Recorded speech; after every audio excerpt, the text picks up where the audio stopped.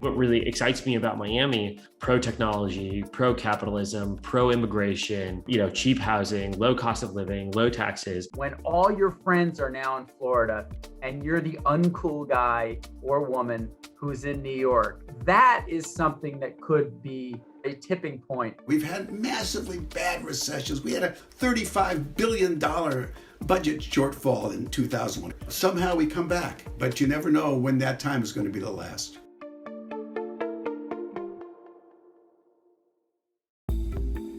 It's been called the anti-California dream, the tech exodus, the Great Migration. Between 2008 and 2019, 18,000 companies have left California for more tax and regulatory friendly states. Dom, we're talking about Elon Musk moving from California to Texas. Oracle saying they are changing their corporate headquarters from Redwood Shores, California to Austin, Texas. And while it may be an overstatement to say California is hemorrhaging people, some of California's wealthiest residents, like Elon Musk, are leaving too. California has to realize that eventually all of the anti-business laws and regulations they passed, we're going to catch up with them. Erica Douglas was an early part of the exodus. She moved her SEO software company, Whoosh Traffic, and her employees to Austin 6 years ago. I can remember writing one check to the state of California for 1 year, and it was like $24,000 for a year. And that was just income tax to the state. That was not federal tax. The state's population and job growth have both slowed to a trickle. Census data shows more than 650,000 people left in 2019, after 7 years in a row where departures were on the rise. In fact, California has lost more people to other states than it's gained for much of the last 2 decades. And with the rise of remote work in 2020 adding extra flexibility, over 135,000 more people left California than moved here, the third largest net migration loss ever recorded. As we lose really successful businesses such as Oracle and Hewlett-Packard, that changes how many high-paid jobs we're going to have. Changes really the whole nature of the state. It changes how many tax dollars go into Sacramento, how many tax dollars fund our schools, whether there's money left over to repair roads and bridges. It's really a huge problem that the state is facing. We asked the experts and those leaving, what's behind this trend? Can anything be done to reverse it? Or is this a true shift for business in California as we know it?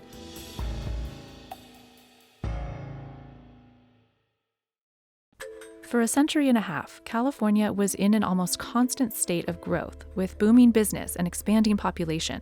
There's something magic in California. The culture just seamlessly and consistently moves towards what's next with new ideas. California's gold rush that started in 1848 led to one of the largest migrations in U.S. history, with hundreds of thousands coming from across the country and the world. The population explosion qualified California for statehood in 1850, just a few years after it was ceded by Mexico. California was an economic powerhouse by the end of the century, home to iconic brands like Wells Fargo and Levi Strauss. Scientists and researchers started flocking to the Bay Area in the early 1900s when San Francisco's port and nearby Moffett Field made the area a major hub for early telegraph, radio, and aerospace industries.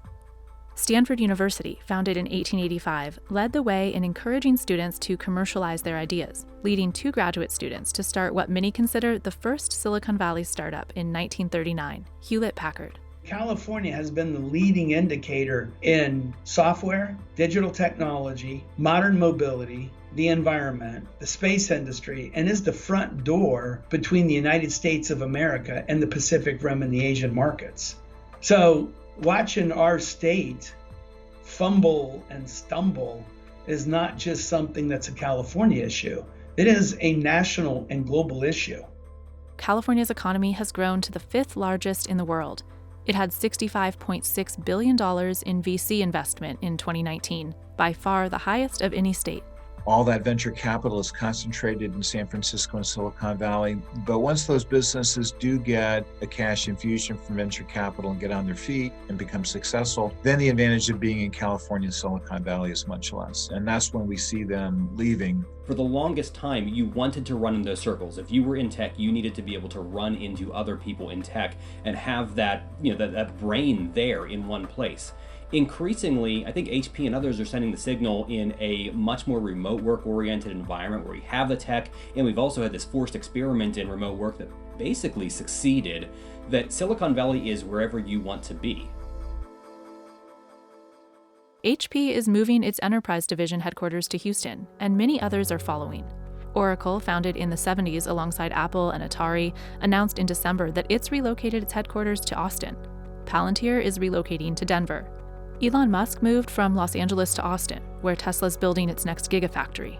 What really is surprising is the really major big companies that have put down roots here are the ones that are leaving.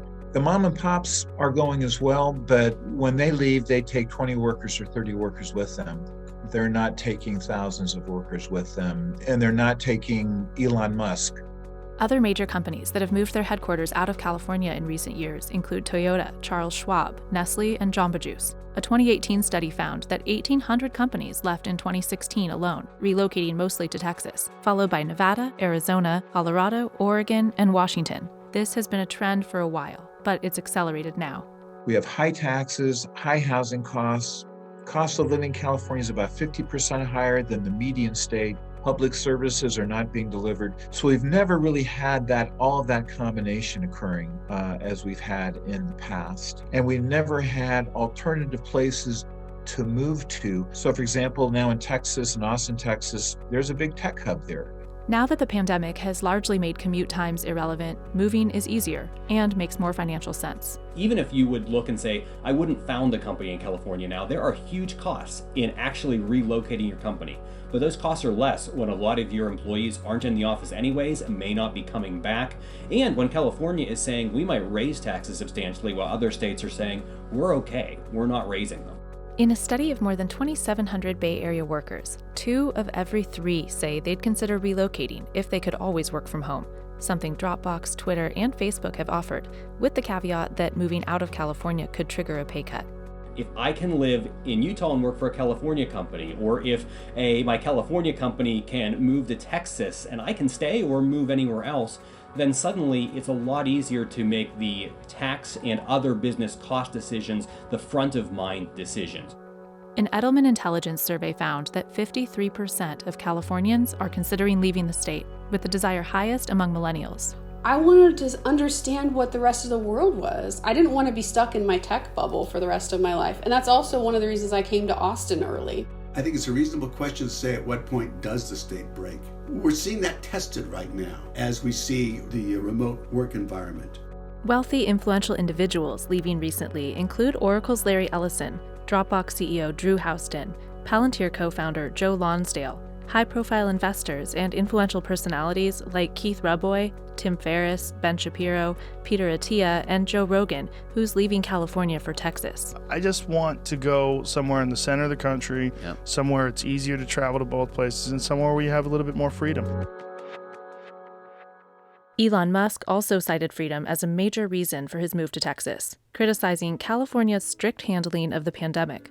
Last May, Musk openly defied California shutdown orders by reopening his plant, facing strong reactions from some politicians. If you're smart enough to build SpaceX, PayPal, Tesla, maybe we should have sat down with you and asked you, what do you need to be more successful in California?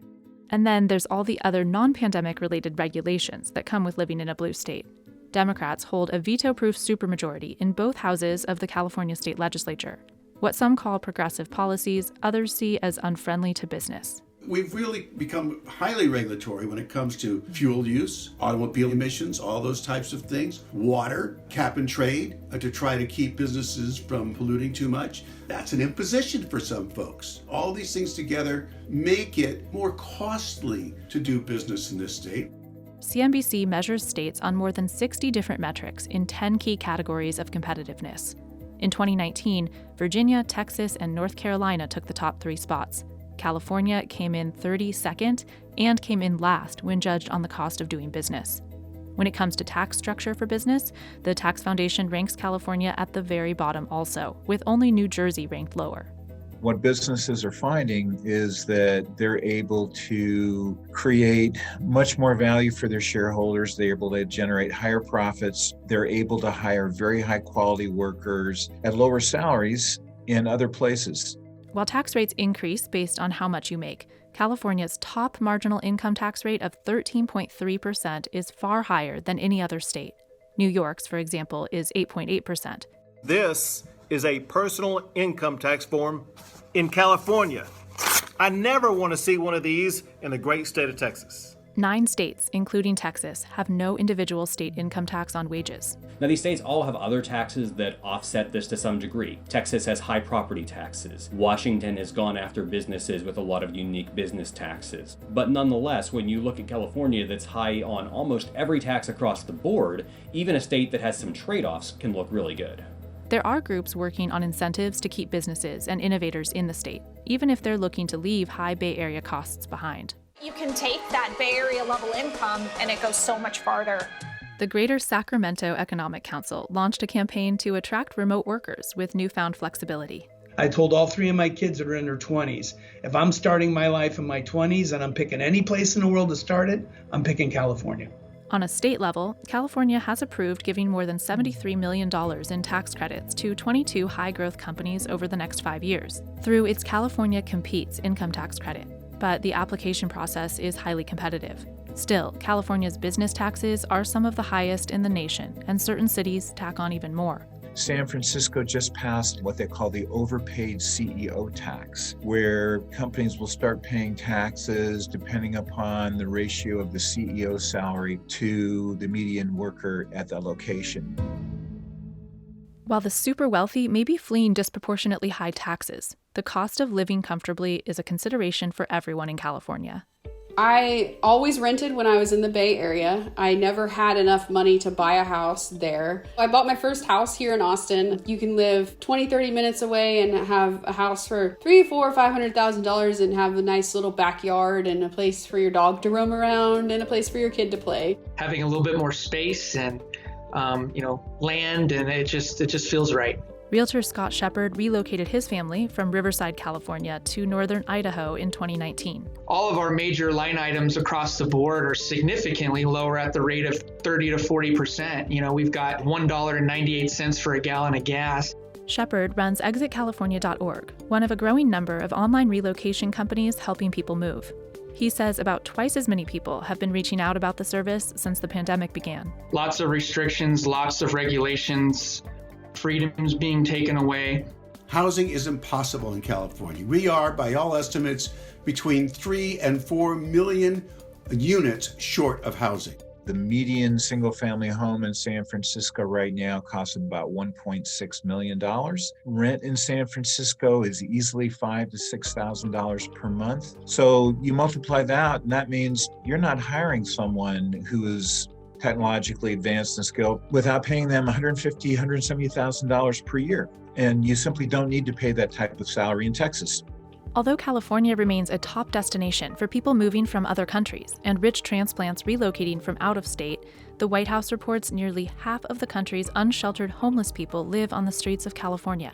And a growing number of middle and low-income people are moving out of state, with the majority of those leaving reporting an annual income under $100,000. Whether they are people at the car wash, baggers at the supermarket, attendees at the rest homes. And what are we doing to assure ourselves that we'll be able to keep that critical part of our employment infrastructure, those folks at the bottom, because we're toast without it. Of those surveyed by Edelman Intelligence, 53% cited housing as the primary motivator for relocating. Hiring in a state with a lower cost of living also helped Douglas get her startup off the ground. It opens up the ability for people to work for startups, the ability for people to not have to feel like they're paying their whole life savings for an apartment every month, and my ability as a business owner to be able to hire those people at a very reasonable and fair rate, but a rate that's not going to be like a Google $450,000 a year right out of the gate type of thing. Meanwhile, the pandemic has robbed California of some positives once used to justify its high cost of living. When I went looking to raise money for my startup a few years ago, a lot of investors in San Francisco said, well, I want to be able to sit in on board meetings in person. I will only invest within a 50-mile radius of San Francisco because I want to be able to sit on those board meetings. Well, now board meetings are conducted via Zoom and the minutes are distributed through email. Now, if you can work anywhere, you don't care. You can go somewhere else that has a lower cost of living and a lower cost of taxation. So a lot of states, not just California, but New York and other states that have historically banked on offering something unique, have to worry that they're not so unique anymore. With an economy bigger than many countries, will California feel the impact of big companies leaving? And with super earners paying 40% of the state's tax revenues, can California afford to lose billionaires like Musk, one of the richest men in the world? Some states, like New Jersey, has actually had to amend budgets when a single billionaire left the state. California would not be at that point where Elon Musk leaving California means they have to amend their budget. But as he leaves, and as companies like HP and Oracle and others relocate a significant amount of their operations, this has a huge impact, both immediately and in the long term. The investments they would make, them being located in a different place, the employment opportunities. For those who have left, there are new challenges to contend with in new states, including resistance to Californians changing things elsewhere. This is not an invitation to simply transfer the of California to Texas. We Texans are very inviting to people from California, but that doesn't mean we want you to California or Texas. I don't want Austin to just become the next San Francisco. I think what we want is to have Austin's own unique culture, make startups that work. For a while there, I was a little bit insecure to let anyone know that I was from California. When I first moved here, I had California plates, and I had individuals giving me a nice steady honk of the horn behind me on the freeway to let me know that they weren't happy that I was in front of them. Where Shepard moved in Idaho, as in other states, California transplants drive up housing prices. People who live here, they're getting priced out of the market. I mean, you've got 10, 15, potentially even 20 people making an offer on the same property. And there are certainly things to miss about the Golden State. My heart still, has a piece of California in it. It's a beautiful state and it has so many wonderful things about it. I still have family there, but until I see things changing statewide, I don't anticipate things changing anytime soon.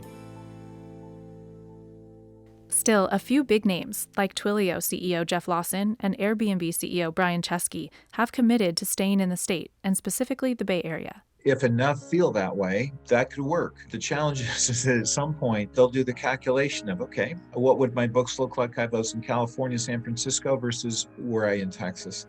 And many of the biggest Silicon Valley-based companies haven't announced any plans to leave. Google, Apple, they are doing so well that the last thing they have to think about is moving. It's very much in their interest to stay here and get the latest of what's going on. Mine, if you will, these beautiful minds at places like Stanford and Cal. But if California's people are the true draw, will it lose its edge if enough of them leave? Some say there's a tipping point at which the flow of businesses and people out of California outpaces its incubation of fresh ideas that entices businesses to come and to stay. It's a challenging issue that California faces, and there's really no solution other than to make the state more competitive in terms of business costs and taxes, and in terms of housing costs. Until that's done, California will probably continue to lose businesses to other states. For now, big tech stakeholders will watch to see how legislators handle upcoming proposals. Some would target tech companies specifically, taxing data or digital services. One of the worst things you could do right now is signal to these companies that are on the fence, if you stay, the taxes are going way up.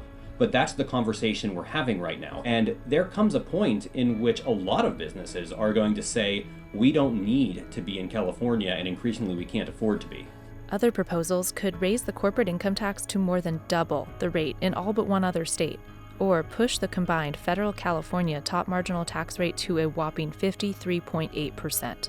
I'm hopeful state legislators will take a step back and ask themselves, we better not do this. We're risking the state's economic future. We should make California a more friendly state to do business in. We don't want to drive away any more really incredibly productive, innovative people. We've had massively bad recessions. We had a $35 billion budget shortfall in 2001. It cost the governor's job, but we've had those before. Somehow we come back, but you never know when that time is going to be the last.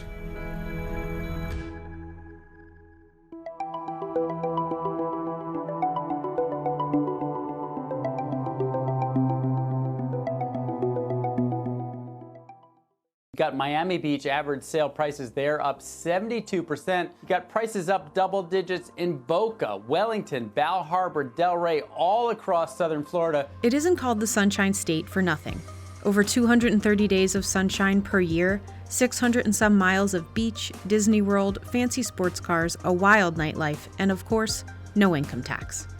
My kids' nickname, because we live in Orlando, they called me Disney Dad when we would come here, because I was always in a good mood. We didn't stop hearing about Florida in 2020. From Florida now. Golden ticket in Florida. It sounds like Florida. Well, you're not alone. Some of Wall Street's biggest names like Goldman Sachs, Elliot Management, and Citadel Group have or are considering opening offices in Florida. High-profile investors like Keith Robois, Shervin Pishevar, and John Oranger already made the move. Even JetBlue is considering it. For years, even though people would talk about moving, it really wasn't cool among the wealthy to move to Florida. It's like, okay, you couldn't hack it in New York, go to Florida. Now, you're the chump who stayed in New York. But it's not just COVID. Reports of Florida slowly morphing into a legitimate tech and financial hub has been loosely talked about for over a decade. In 2018, Florida solidified its place in the big leagues when $2.88 billion was raised in venture capital. That trend has continued all throughout 2020. I think actually Miami has the opportunity within the next 5 to 10 years to, not only become a tech hub, but be the largest tech hub in the United States. Never in my 3 decades of doing this have I ever seen the level of economic development activity. But Florida's economy has long been marked by low-paying tourism and service sector jobs, inequality, and ravaging climate change. It's ranked near bottom for affordable housing and health and unemployment insurance access. As much as people understand Florida to be a beautiful place to go and vacation, there is almost a synonymous or parallel understanding that the state of Florida is backwater hell for a lot of people. As consumer and employment behavior shifted during the pandemic, quality of life became a priority, and Florida seemed like an obvious choice, at least on the outside. 3 Floridian cities were among the top 6 choices for New Yorkers fleeing COVID. So can Florida become the next big tech and finance hub? In December 2020, venture capitalist Dillian Asparuhoff tweeted, "Okay guys, hear me out. What if we move Silicon Valley to Miami?" It was sort of this first moment where I'd say the crack in the foundation of my belief in San Francisco sort of occurred. Within hours, Miami Mayor Francis Suarez responded, "How can I help?" By the time I visited in March, actually had more late stage, in particular, investors, let's say Series B and beyond, than San Francisco did. Partially because how all the sort of crossover and hedge funds have entered into venture capital and are deploying more dollars than even the venture capital firms are. And so this nexus of power was sort of already shifting, and then a lot of those have moved to Miami already, both professionally and personally. Sort of had this sudden realization where I was like, oh my God, now being here, I got to here. That happened on a Friday night, and by Sunday night we had put a bid in on a house in the design district. Dillian's tweet and eventual move has fueled momentum that Suarez and other locals have capitalized on. From conversations with celebrities like David Beckham and tech billionaire Peter Thiel to SoftBank's pledge to invest $100 million in the city. The notion that high-earning jobs in tech and finance could migrate down to Florida has locals buzzing. Pre-COVID, we had landed maybe 50 or 60 financial service firms. Many of them had somewhere in the range of $500 million assets under management. Now we're seeing companies that have assets under management well over $1 billion. The state has many draws. Aside from the sunshine, its welcoming business climate is high on the list. According to the Tax Foundation, after Wyoming, South Dakota, and Alaska, Florida is the 4th friendliest business state in the country. No individual income tax and low corporate and unemployment insurance taxes. Looking at more than 60 measures of competitiveness, CNBC ranks the state 12th, 4th for access to capital after California, New York, and Texas. It was around tax season, and my accountant jokingly said to me, "Why don't you go move to that house you built down there and stop busting my chops every April 14th? I was like, all right. Cassaberry is a member of Tiger 21, a peer membership network for high net worth individuals. He moved his family of 6 to Orlando about 6 years ago. Lifestyle is fantastic, the obvious. The weather's great. There's beaches all over the place. You're on either coast. Airports are fantastic. You'd be all over the country very quickly. But really what's happening down here is really incredible. Everywhere you drive around, you see building. The past few years, we saw it happening. Then, tack on COVID, and it just exponentially changed the impact. The influx of the wealthy has reflected in real estate sales, too. South Florida home sales valued $1 million and above jumped between 40% and 50% in 2020 compared to 2019. This is a long-term move for these companies, and I don't believe that they would be signing 8 to 10-year leases with options to expand. I don't believe that they would be putting their kids in schools and uprooting them from their private schools and public schools in New York, Boston, and Connecticut if this weren't long-term. And I don't believe that they would be buying $20 million homes if this were short term.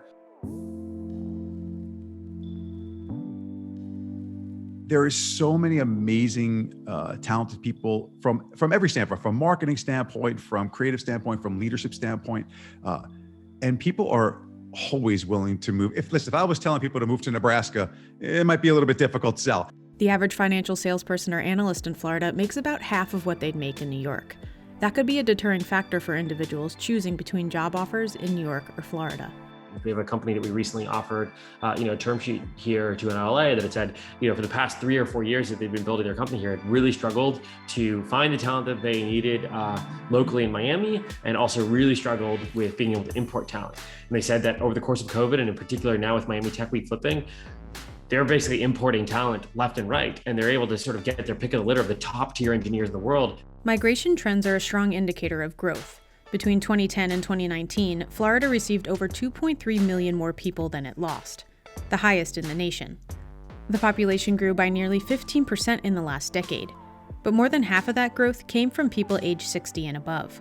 In 2020, contrary to many reports, population growth was expected to slow down.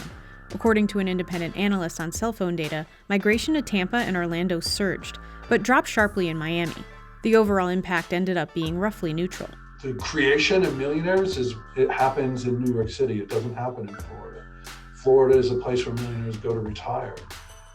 If you're a young person thinking about, where am I going to launch my career, New York is still, where it's at, and that'll be the story next year and 10 years from now.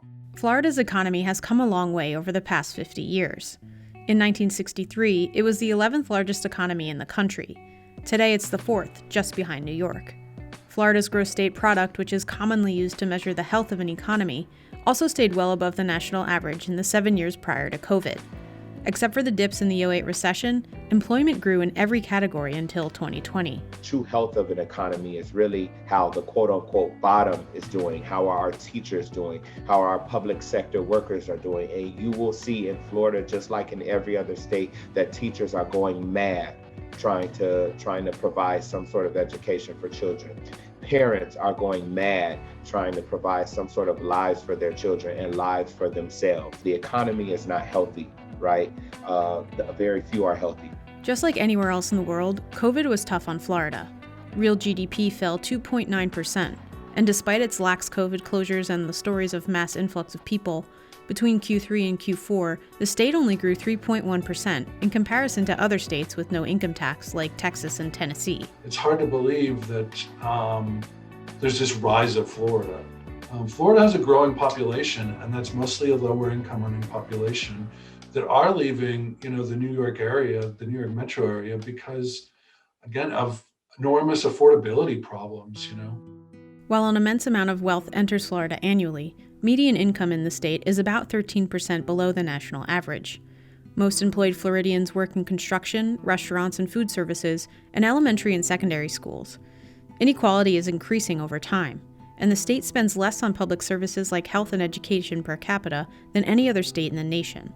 That has resulted in social and economic problems like suppressed low and middle income wages, social fragmentation, poor health, and violence. There's 2, 3, 4 different Floridas that people live in. There's the tax haven Florida, where people can lay out on the beaches or sit in their penthouses. There's the Florida of tourism, where people could go to Disney. And then there's the state of farm workers who work from sun up to sundown, get shuttled from school buses from their homes, have no protection, usually have no papers. There's a life of Black people who continuously live with no representation, have the worst jobs in the state. The best things that you know about Florida on those beautiful postcards are at the expense of Black people, of immigrant people, Haitian folks, African folks. These are the invisible people who make Florida run. Spending more than a year working from home has reassured companies that they can cut back on pricing New York City or San Francisco offices while maintaining revenue.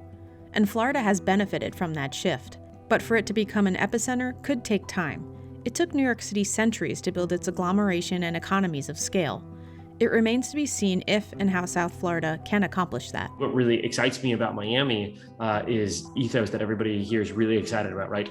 Pro-technology, pro-capitalism, pro-immigration, cheap housing, low cost of living, low taxes, being able to like grow into that, I think is really important. And all the early signals to me seem, quite positive, but it'll be interesting to see sort of in September and October, are you still seeing this continuous exponential growth? This is all real. This is not a dipping of the toe in the sand.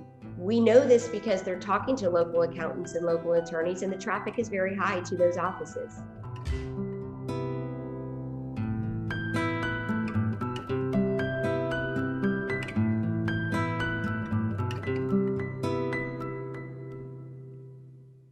Wealthy New Yorkers may soon be getting the highest local tax rate in the nation. The combined city and state taxes will be 14.8%. In early April, the New York State Legislature passed a $212 billion budget for fiscal year 2022. Among spending cuts, it includes tax increases on the wealthy. Others have done the same. New Jersey raised that top rate from 8.97% to 10.75% for those making $1 million or more. Revenues are bleeding, and states have to do something. Honestly, if I had the choice of taxing the wealthy more or preventing someone from dying on the street, I would always choose the other. Raising taxes on the wealthy is contentious. While advocates say it's fair in a way to decrease inequality, others say it'll drive the wealthy out. After all, the 1% are critical to state revenues, paying up to nearly 50% of total state income taxes. There is a pack mentality to wealth. When all your friends are now in Florida and you're the uncool guy or woman who's in New York, that is something that could be a tipping point for why this becomes less of a trickle as we've seen over the past 3 or 5 years and more of a flood. If they leave, there's a huge fiscal crisis. How do you pay for all of these services? And that affects everyone. While tax flight is often talked about, it's hard to prove empirically. Someone may move for warmer weather or to get closer to family, and it just so happens that taxes are lower where they're moving. What we do know is that millionaires and billionaires are highly tied to where they live and make money.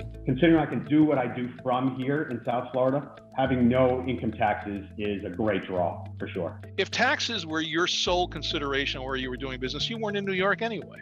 This, again, is really different. At the early stages of the pandemic, wealthy people left to seek safety, not to save on taxes. And they have now spent over a year in their second homes and are no longer bound to their offices in New York City or San Francisco, or their children's schools. Raising taxes at this fragile junction could make the decision to officially relocate easier, and that could have serious repercussions for state revenues. Will the wealthy flee cities and states with high taxes?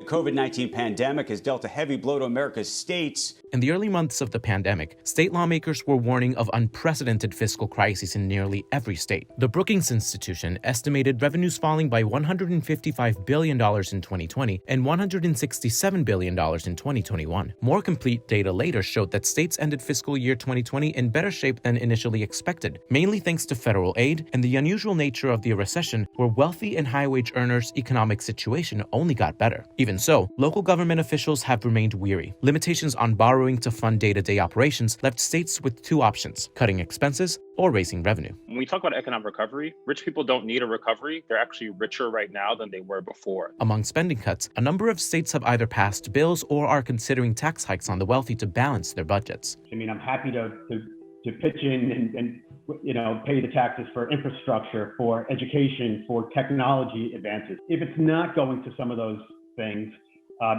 it does make it a little harder to support. New York's tax increase may be the most rigorous, involving several tiers, starting for those earning $1 million to $25 million and above. They expire in 2027. Now, I lived in New York, worked in New York, and now I'm going to live and work in Florida.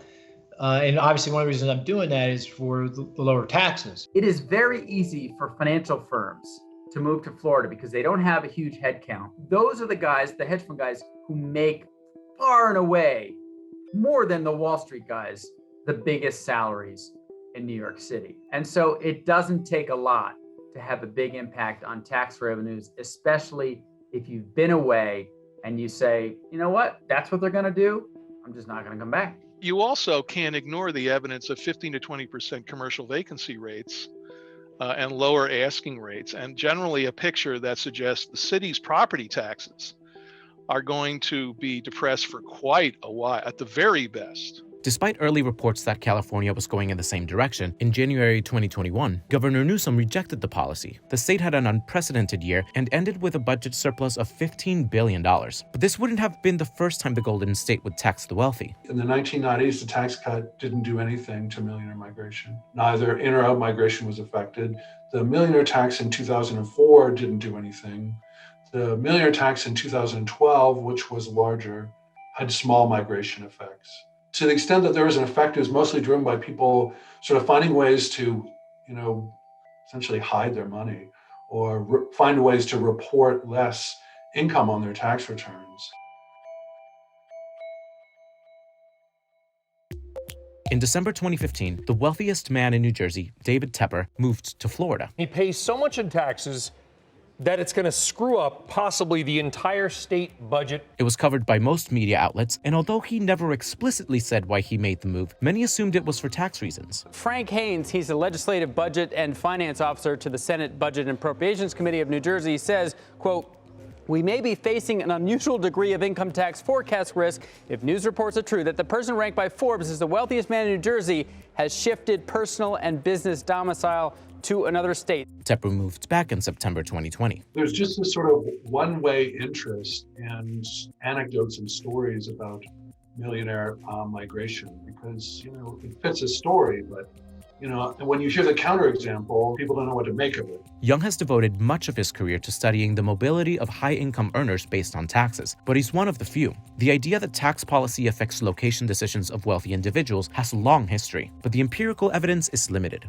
Unless you interview people as they're getting on their U-Haul or G650 private jet to go to Palm Beach for good, you don't know what their reasons are and how those reasons stack up. It's always hard to say people move for tax reasons. What we can do and what we are studying is the parallel causality or coincidentality of higher taxes and out-migration. According to Young, though, it's simple. Millionaires and billionaires spend a lot on trying to reduce their tax burden by hiring creative accountants and lawyers. They travel a lot, but they don't move a lot, and taxes are rarely their main consideration. I always thought about it, of course, right? I mean, taxes are important. That's John Caden. He's a member of Tiger 21, a peer membership network for high net worth individuals. But really, I was motivated to be in New York City and develop my career there. After my marriage,